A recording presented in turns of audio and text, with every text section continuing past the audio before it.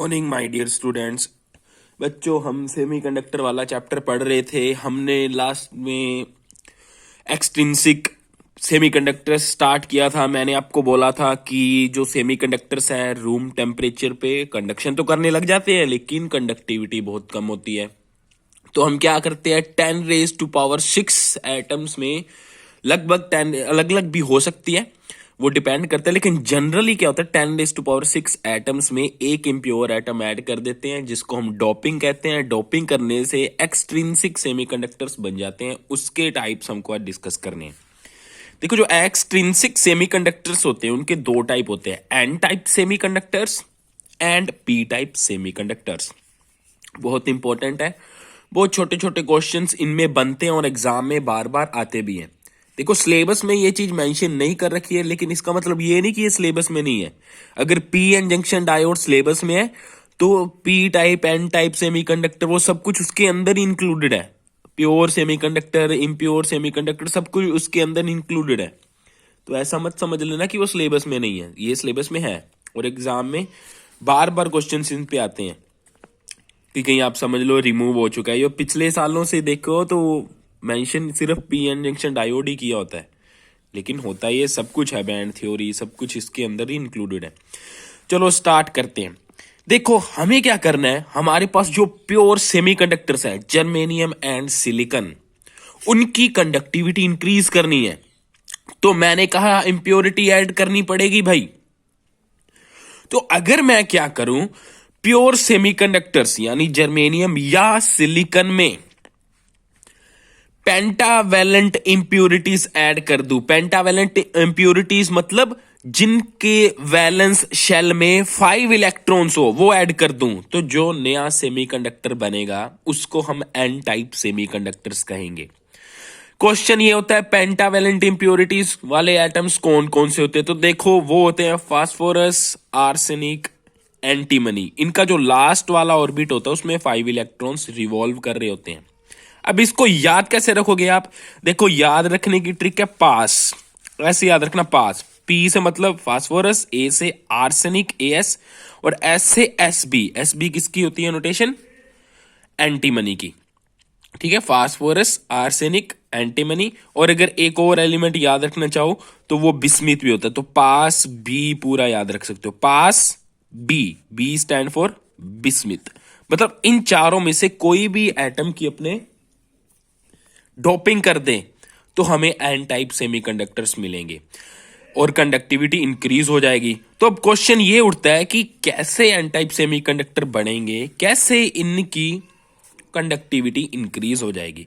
तो पहले ये जो नॉर्मल क्रिस्टल की स्ट्रक्चर में हम एक्सप्लेन करेंगे, फिर बैंड थ्योरी से एक्सप्लेन करेंगे। और ये समझ आ गया तो पी टाइप सेमीकंडक्टर बहुत आराम से समझ आ जाएगा। एक जैसे सी होती है एनालॉजी, थोड़ा बहुत डिफरेंस होता है। तो देखो, सपोज मैंने क्या किया, एक पेंटावेलेंट इंप्योरिटी उठाई, फास्फोरस उठा लिया जी, उसको सिलिकॉन के प्योर क्रिस्टल में ऐड कर दिया। अब हमें पता है फास्फोरस के पास बाहर वाले शेल में 5 इलेक्ट्रॉन्स हैं और सिलिकॉन के पास 4 इलेक्ट्रॉन होते हैं। तो ये जैसे ही मैंने फास्फोरस ऐड किया, इसके जो 5 वैलेंस इलेक्ट्रॉन्स थे उसमें से 4 ने क्या किया, 4 सिलिकॉन एटम्स के साथ में कोवलेंट बॉन्ड बना लिए। जैसे देखो, 1 2 3 4, ये 4 इलेक्ट्रॉन्स तो कोवलेंट बॉन्ड बनाने में चले गए। लेकिन ये जो एक इलेक्ट्रॉन है ना, ये तो रह गया, ये कोवलेंट बॉन्ड बना ही नहीं सकता। कैसे बनाए? क्योंकि जो सिलिकॉन है उनके पास तो 4 इलेक्ट्रॉन होते हैं। वो इधर देखो, सिलिकॉन ने एक यहाँ पे दे दिया, एक यहाँ पे दे दिया, एक इधर जो सिलिकॉन होगा उसको दे देगा, एक इधर दे देगा। तो जो सिलिकॉन वाले एटम्स है वो फ्री है ही नहीं कोवलेंट बॉन्ड बनाने के लिए। तो एक इलेक्ट्रॉन क्या हो जाएगा, इसमें बिना कोवलेंट बॉन्ड बनाए रह जाएगा। तो वो क्या आएगा, 0 केल्विन टेम्परेचर पे फास्फोरस से बहुत ही लूजली बाउंड होगा। लूजली बाउंड तो अपने आप ही होगा क्योंकि ये वैलेंस इलेक्ट्रॉन है। हमको पता है वैलेंस इलेक्ट्रॉन मतलब लास्ट ऑर्बिट में रिवॉल्व करने वाला इलेक्ट्रॉन। तो उस पे न्यूक्लियस का बहुत वीक अट्रैक्शन रहता है, तो ये लूजली बाउंड इलेक्ट्रॉन रहेगा।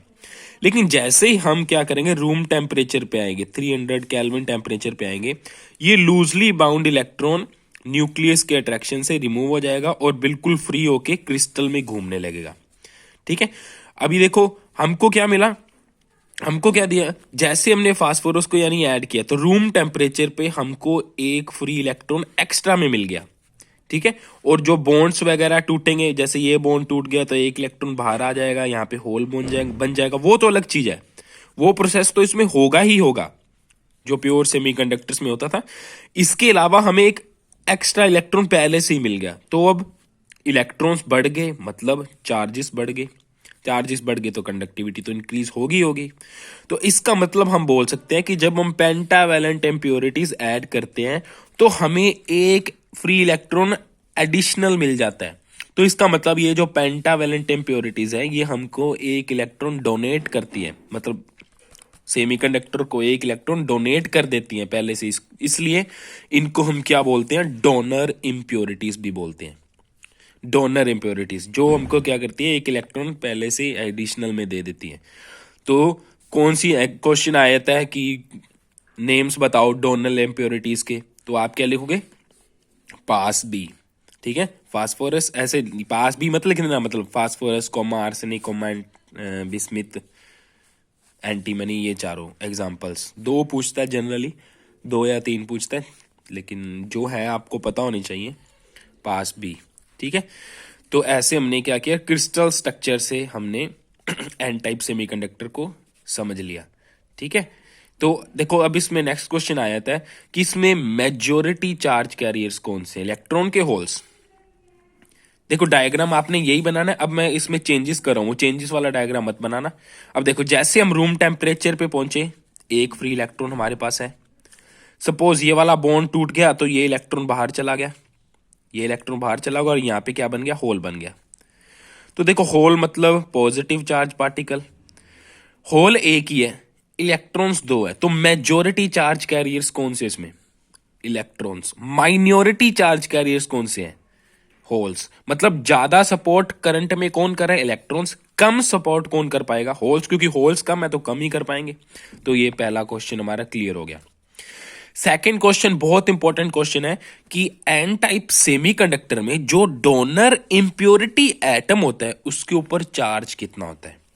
देखो ये जो डोनर इंप्योरिटी एटम है, मतलब फास्फोरस ले लिया, जैसे 4 इलेक्ट्रॉन्स तो इसके पास है ही, 5वां इलेक्ट्रॉन क्या हुआ, रूम टेम्परेचर पे फ्री हो गया, तो इसने एक इलेक्ट्रॉन रिमूव किया, तो उस पर कौन सा चार्ज होगा, पॉजिटिव चार्ज। तो मैं बोल दूंगा डोनर इंप्योरिटी एटम पे प्लस ई चार्ज होता है। अब नेक्स्ट सबसे इंपॉर्टेंट क्वेश्चन कि जो एन टाइप सेमीकंडक्टर होता है पूरा, मतलब पूरा क्रिस्टल, उस पे कितना चार्ज होता है। तो आप बोलोगे सर क्योंकि इस पे पॉजिटिव चार्ज है तो पूरे क्रिस्टल पे भी पॉजिटिव चार्ज होगा, गलत। ये जो पूरा क्रिस्टल है ये न्यूट्रल होगा। न्यूट्रल क्यों होगा, देखो न्यूट्रल क्यों होगा, क्योंकि देखो ये फास्फोरस है, इसके पास 5 इलेक्ट्रॉन्स होने चाहिए थे, इसके पास अब 4 इलेक्ट्रॉन्स है, एक इलेक्ट्रॉन इसने रिमूव कर दिया, ठीक है। तो इसलिए इस पे पॉजिटिव चार्ज आया था, लेकिन जो एक इलेक्ट्रॉन है वो क्रिस्टल के अंदर ही तो घूम रहा है, बाहर तो जा ही नहीं रहा। तो अगर ओवरऑल क्रिस्टल पे देखें हम, जितने इलेक्ट्रॉन्स इसके पास पहले थे उतने ही इलेक्ट्रॉन्स अब हैं, ठीक है, उतने ही इलेक्ट्रॉन्स अब है। तो पूरा क्रिस्टल क्या होना चाहिए, न्यूट्रल, ठीक है। ये पूछे तो इस पे सिर्फ इस एटम पे पॉजिटिव चार्ज है, क्योंकि वो जो इलेक्ट्रॉन निकला वो क्रिस्टल के अंदर ही है, तो नेट चार्ज तो अभी न्यूट्रल ही है क्रिस्टल पे। तो ये अभी हम नेक्स्ट में क्या करेंगे, बैंड थ्योरी से एक्सप्लेन करेंगे, फिर पी टाइप सेमीकंडक्टर पढ़ेंगे।